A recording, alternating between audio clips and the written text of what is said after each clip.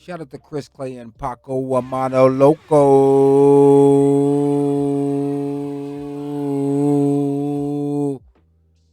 Now, if y'all been following us, man, you know what I mean? At the end of the show, we've been watching this, to slide through our podcast. We've been watching this show called The Wire, okay? And one of our favorite characters is the character Wee-Bey. You know what I mean? So this is a story behind Wee-Bey. You know what I'm saying? Shout out to It's a Man's World podcast. He does an excellent breakdown about the character Wee-Bey. Shout out again to my slide through Conrads. Get your mind right. And we're gonna check out this Wee-Bey thing, man. Let's get into it, man. And maybe I'm gonna stop and do some breakdowns. Let's go into it. Roland Wee-Bey Bryce.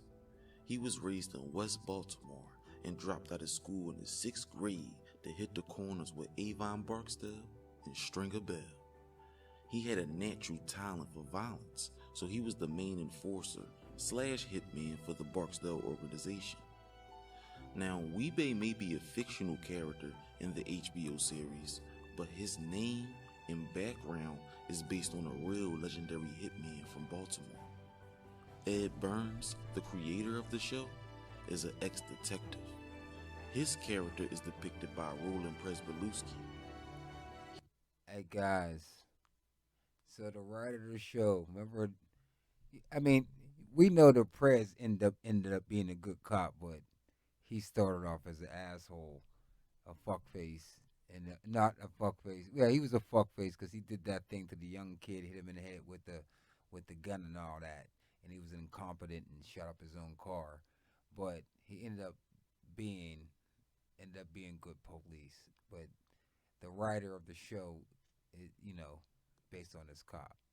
He investigated high-end drug traffickers in the 1980s, and one of the biggest dope dealers at the time was Thomas H. Taylor, and his partner in crime, Vernon Bay Collins, also known as the Bay Brothers. Vernon Collins was a narcotics hitman who was feared throughout the underworld in Baltimore. David Simon wrote about him in his book, Homicide, A Year on the Killing Streets. Now, the first time that we got to witness Wee-Bey's personality was right after D'Angelo beat that body. And this scene is important because it shows us that they are more than just the average crack dealer, selling crack to get by. No, this is an organization. They have rules, they have a structure, a belief system that they believe give them the best chance to survive or avoid prison time. And if you broke these rules, you would be chastised, verbally, but most of the time, physically. Because if a man lacks discipline, he is more vulnerable to become a police informant. That's right. What's the rule? I know the rule.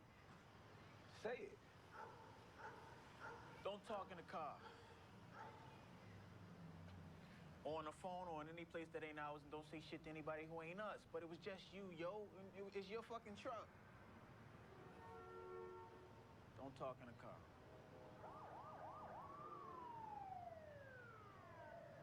Now, the most important thing that Wee-Bey said to D'Angelo just now was nothing. He uses silence to magnify his point. And he takes the approach of a drill sergeant and a cadet. After D'Angelo repeats the rules out loud, he does what most human beings do, attempt to justify. But A Man's World podcast. I'll put the link in the description.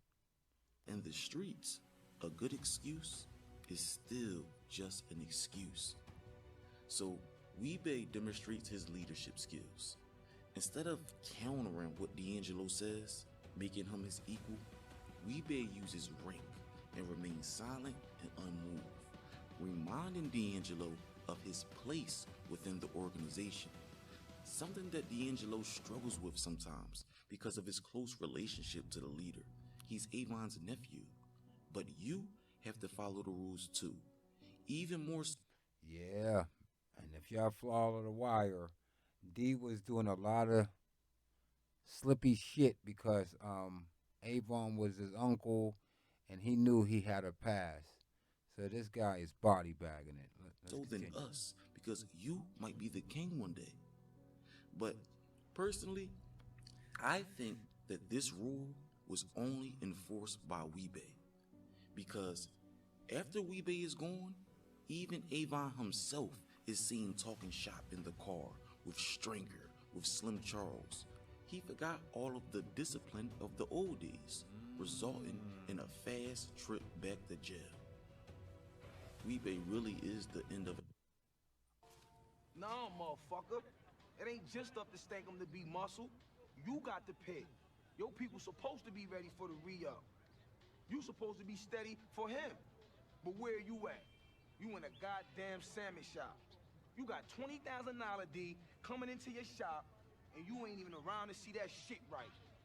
Look, I thought Rio. No, thinking was what you wasn't doing, and now we look like bitches. You feel me? Okay, if y'all missed what it was saying down there, it was saying it's Wee-Bey's job was the school D, and if you follow it, it kind of was. We got to come back on them. And you can't even tell me shit about who they was. Now, if you pay attention throughout The Wire, especially season 1 and season 2, you start to understand the link between Wee-Bey and D'Angelo. Avon gave Wee-Bey the task when they were young to take D'Angelo under the wing and make him tough. This is why everywhere D'Angelo goes, Wee-Bey also goes. From the beginning of season 1 in the courtroom where D beats the body, to the end of season 1 where D snitches on Wee-Bey and they both go to jail. All throughout the show, Wee-Bey's job was to school D. And the irony is, D dies in jail, and Wee-Bey most likely will too. That's what But the things. like I was saying, Wee-Bey somewhat raised D'Angelo. This is why he was locked up for a body in the first place, because all of that time he spent around Wee-Bey. Behavior rubs off. D even lied to Bodie, Poop, and Wallace about killing a girl that Wee-Bey killed, showing there was a social pressure from his peers to live up to his last name. Now, The Wire did a beautiful job with how they hide parallel stories. Most people never even know. And I'm gonna leave it right there because my comrades didn't get this far, and I don't want to spoil it for them. You know what I'm saying? But again, shout out to Chris Clay, shout out to Paco. Amano Loco. And that's that wire talk, man. I'm going to end it right there because I don't want to spoil anything. Peace.